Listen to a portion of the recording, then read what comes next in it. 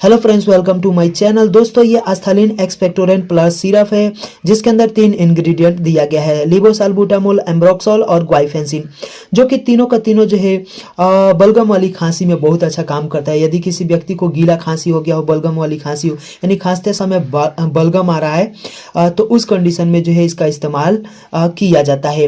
Dose की बात करें तो एडल्ट व्यक्ति में जो है 10-10 ml दिन में 2 से 3 बार दिया जाता है। बच्चों की बात करें तो 5 साल से अधिक उम्र का जो बच्चे हैं उनमें 5 ml सिरप जो है 5-5 ml जो है दिन में 2 बार दिया जा सकता है। तो इसी तरह का वीडियो देखने के लिए हमारे चैनल को सब्सक्राइब कर लीजिए।